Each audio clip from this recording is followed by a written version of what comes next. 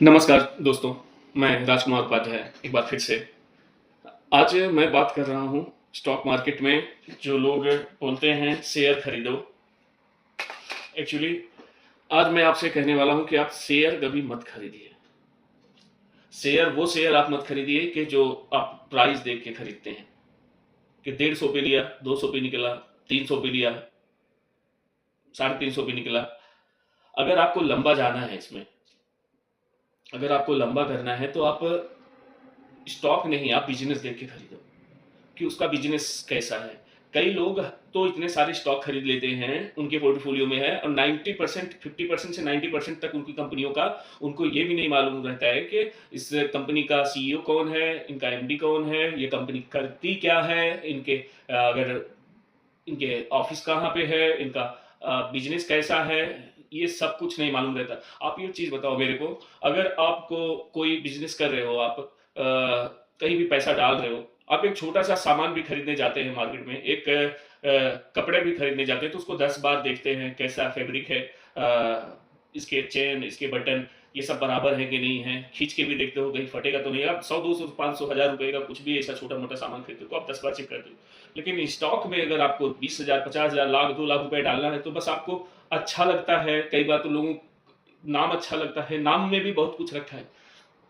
अभी कुछ दिन पहले कोविड के टाइम पे जब सब स्टॉक एक बार से दोबारा बॉटम बना के आउट हुए, निकलना चालू हुए, तो कई कंपनियों ने अपने कंपनी का नाम कहीं ना कहीं फला ऑक्सीजन से रिलेटेड करके रख लिया, क्योंकि वो टाइम पे आपको मालूम है कि ऑक्सीजन की बड़ी डिमांड थी।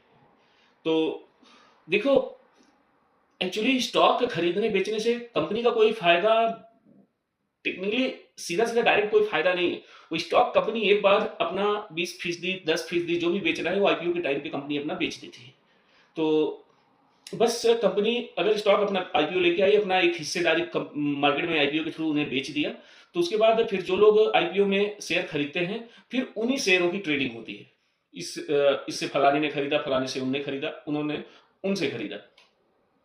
तो देखिए, मैं बहुत टेक्निकली नहीं लेके चलता हूँ, मैं एकदम सीधा सीधा आपको बिजनेस समझा रहा हूँ। तो आप पूरा वीडियो देखेंगे तो बेहतर रहेगा, अच्छे से समझ में आएगा। तो और एक एक चीज हो सकता है आपको मालूम है, लेकिन बहुत सारे लोगों को नहीं मालूम रहता है इतना ठीक से। हाँ, तो क्या बोल रहे थे कि कंपनी बिजनेस एक बार जब उसने अपना आईपीओ ला दिया तो वो बेच के निकल गई। फिर उसके बाद कंपनी का, हाँ, ये प्रॉफिट ये रहता है कंपनी का, उसकी वैल्यूएशन कैसा है कि कोई 500 करोड़ की कंपनी है जिसका पूरा कंपनी का वैल्यू 500 करोड़ है। तो जब वो आईपीओ में बेचेगी अपना, तो उसका धंधा वो सेम रेट में नहीं बेचेगी। लुक लाइक देयर प्रोडक्ट के जितने में मेरा मेकिंग का खर्चा आता है, मैं उतने में ही वो सामान तो नहीं बेच सकता। तो भाई वो कंपनी भी उसने बनाया है, उसने मेहनत किया है, रिस्क सारा उसने लिया है। अब वो आईपीओ के थ्रू अगर अपना हिस्सेदारी बेच रहा है तो थोड़ा प्रीमियम पे तो बेचेगा ही। तो multiple 20 25 multiple 40 multiple 30 depend on their growth and valuation, वो रजिस्टर्ड होती है। पी 30 पे अगर कोई कंपनी रजिस्टर्ड हो रही है तो पी का मतलब क्या है? पी का मतलब प्राइस टू अर्निंग। मतलब कि अगर 30 के पी पे मैंने कोई स्टॉक खरीदा, आप ध्यान से सुनिए, अगर मैंने कोई 30 के पी पे स्टॉक खरीदा, तो मेरा जितना अमाउंट देके मैं स्टॉक खरीद रहा हूं, उतने साल बाद वो कंपनी मुझे इतना कमा के देगी करेंट रेट ऑफ ग्रोथ से। अ, तो अगर कंपनी, लेकिन होता क्या है ना कि कंपनी हर साल 20% 30% से 40% से ग्रो कर रही है। अगर कंपनी 40% से लगातार तो ग्रो करना इजी नहीं रहता है, फिर भी एक मैं बोल देता हूँ 20 से 25%, ऐसा सीधा सीधा बोलता हूँ, 20 से 25% के रेट से अगर कंपनी ग्रो कर रही है, तो फिर वो हमको जो लगता है कि 30 साल में आने वाला है, वो पेमेंट हमको, जैसे अगर वो 25% से ग्रो करी कंपनी ने, तो 3 साल के बाद कंपनी का जो हमारा अभी मैंने 30 का पी दिया है ना, तो उसका वैल्यू 15 पे आ जाएगा 3 साल बाद, क्योंकि उसमें ग्रोथ इंक्लूड हो गया। तो 15 पे आ गया। फिर अगले 3 साल उसने उसी रेट से ग्रोथ किया, तो मेरा पी 7.5 आ जाएगा। फिर अगर 3 साल उसने किया उसी रेट से ग्रो, तो मेरा 3.75 ऐसा समझ लो। तो मतलब कहने का यह है कि जरूरी नहीं है कि मैं 30 का अगर मल्टीपल दे रहा हूं तो वो 30 साल बाद ही कवर होगा, लेकिन हम आज के रेट से उसको ऐसे ही वैल्यू करते हैं। और उसके साथ प्राइस टू बुक होता है। बुक वैल्यू क्या होती है? वो अर्निंग के साथ-साथ वो बुक वैल्यू जो कंपनी का आरओई होता है, रिटर्न ऑन इक्विटी। जैसे कंपनी जो एक शेयर के पीछे अगर ₹30 कमा रही है कंपनी, तो उसका आरओई 30 का रहेगा। लेकिन अब बुक वैल्यू ही इक्विटी होता है। शेयर प्राइस इक्विटी नहीं, उसको प्राइस हम क्या दे रहे हैं वो बात अलग है। मार्केट में ₹20 के बुक वैल्यू है, लेकिन उसका प्राइस 5 गुना बुक वैल्यू से ट्रेड कर रहा है, तो ₹100 मैं दे रहा हूँ, लेकिन वो रिटर्न जो निकालेगा अपनी इक्विटी पे ही निकालेगा 30% का आरओई। तो उसका आरओई निकलेगा वही ₹20 के हिसाब से। अगर वो 30% का आरओई कर रही है ₹20 के हिसाब से, तो 6 साढ़े ₹6 कुछ वो कमा रही है। तो इस हिसाब से, लेकिन बुक वैल्यू भी क्या होता है, अर्निंग ग्रोथ के साथ वो भी एडजस्ट होती रहती है। तो ये तो नॉर्मल चीजें हो गई। तो मैं बोल के आ रहा था कि बिजनेस, आप कोई आपके एरिया में कोई बड़ा होटल है, कोई बड़ी दुकान है, कोई बड़ा बिजनेसमैन है, आप उससे कभी उसके साथ में आप बैठो। आप बैठ के उसको बस थोड़ा, आप उनसे ऐसा बात करके थोड़ा मुझे बात कर रही हैं, आपके स्ट्रगल के बारे में, आपकी हिस्ट्री के बारे में। किसी बंदे को बहुत अच्छा लगता है अगर किसी को तुम हाँ, वो फ्री रहे, अगर उससे तुम ये सब बातें करोगे ना, तो बहुत खुश होता है, तो वो तुमको सब बताएगा। बंदा, हाँ, कोई-कोई होते हैं थोड़ा बढ़ा-चढ़ा के, वो अपने हिसाब से आप एडजस्ट कर लेना देखो। तो आप उससे पूछिए कि भाई कैसे आपने बिज़नेस मैनेज किया? कैसे स्टार्ट किया? अगर वो बंदा सीरियस हो गया आपको बताने में, तब वो आपको बताएगा कि भाई कोई भी बिज़नेस अर्ली स्टेज में तुरंत ही उसको पैसा कमा के नहीं देने लगा था। कितने ड्रॉ डाउन आए रहेंगे, कितनी बार उसकी दुकान टूटते-टूटते बची होगी, कितनी बार उसके होटल पे कर्जा बढ़ गया रहेगा, कितनी बार वो तरह-तरह के बुरे दौर से गुज़रा होगा। हर एक कंपनी गुज़रती है भाई।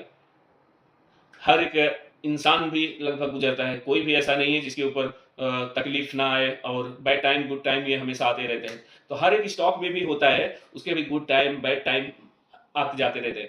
तो अगर आप ये पकड़ के चलो कि भाई मैंने बिज़नेस में पैसा डाला है, मैंने स्टॉक नहीं खरीदा है, मुझे उसका बिज़नेस अच्छा लग रहा है, मुझे बिज़नेस समझ में आ रहा है, मेरे रेट पे मैंने बिज़नेस में पैसा डाला है। तो स्टॉक का प्राइस आज ₹100 से ₹70 आता है, तो क्या फ़र्क पड़ता है अगर बिज़नेस मेरे अकॉर्डिंग चल रहा है। वो ड्रॉ डाउन तो उस स्टॉक में भी, स्टॉक प्राइस में भी दिखेगा ना। अगर वो एक बुरा वक़्त उस कंपनी का आया, तो वो तो तकलीफ में उसका इन्वेस्टर भी थोड़ा आएगा। तो हमेशा तो अच्छा नहीं रह सकता ना कि आप कौन सा स्टॉक ले लो बस सीधा ऊपर ही जाता रहे, नहीं जाएगा भाई। वो फ़र्क होता है, वो डाउन भी होगा, वो अप भी होगा। अगर आपका बिज़नेस अच्छा कर रहा है, तो आपको अपॉर्च्युनिटी मिलती रहती है कि अगर आपके पास सपोज दैट आज 20 लाख रुपए है, आपने मार्केट में डाल दिया, 20 लाख में आप एक 20 स्टॉक, 15 स्टॉक ले लिए हो, और सारी कंपनियां अच्छे हैं। मैं एक कंपनी क्यों नहीं बोल रहा हूँ, क्योंकि किसी एक कंपनी में कितना भी भरोसा हो, वो कंपनी ओनर ही एक कंपनी में अपने पैसे डाल सकता है।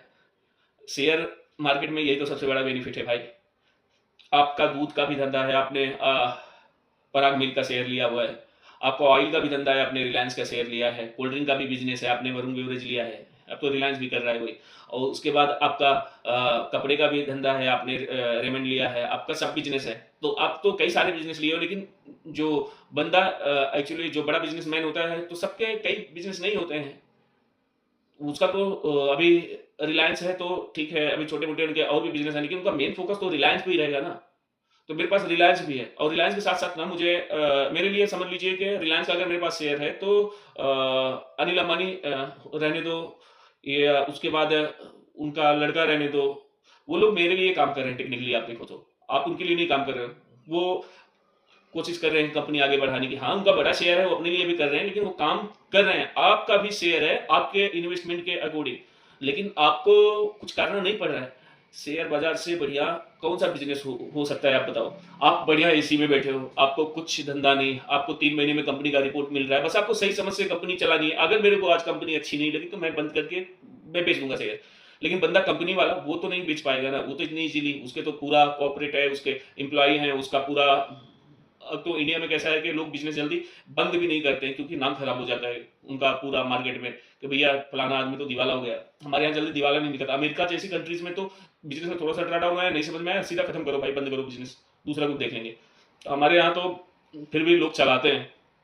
तो कहने का मतलब ऐसा है, मैंने देखा है अच्छी अच्छी कंपनियों के स्टॉक मामूली उतार चढ़ाव नहीं आता। ऐसा समझ लो आप, 1000 का स्टॉक ₹50 ₹40 आता है, फिर वो ₹40 से फिर 1500 जाता है, फिर 1500 से वो फिर 200 150 तक आता है। तो पैसा सही टाइम पे कंपनी में डालना, सही टाइम पे निकालना। अब वो सही टाइम डालना कब रहता है, निकालना कब रहता है? सही टाइम डालना वही रहता है कि अगर हम टेक्निकल लेवल पे या मंथली लेवल पे अगर कोई आरएसआई है वीकली या मंथली आरएसआई बिलो 28 है, 25 के पास है, 30 के नीचे ही है आरएसआई। अब टेक्निकल से हम लोग देखते हैं कि बहुत ज़्यादा बिक चुका है। ऐसा ही होता है जनरली जब कोई स्टॉक का एक बुरा दौर चालू होता है, उसके बारे में बुरी खबरें आने लगती है ना, तो वो स्टॉक गिरते-गिरते गिरने लगता है। आप जनरली आप भी देख रहे हो काफ़ी चीज़ें हैं ऐसी जो हम रोज़मर्रा में इस्तेमाल करते हैं। अगर मैं देख रहा हूँ सपोज़ दैट कि टाटा की गाड़ियाँ बिक रही हैं, टाटा के ट्रक बिक रहे हैं, इतना बड़ा कंपनी है और उनका मार्केट कैप लगभग 2 सवा 2 लाख। अगर मुझे सही रेट में टाटा मिलता है, तो मुझे थोड़ा-थोड़ा खरीदने में क्या जाता है?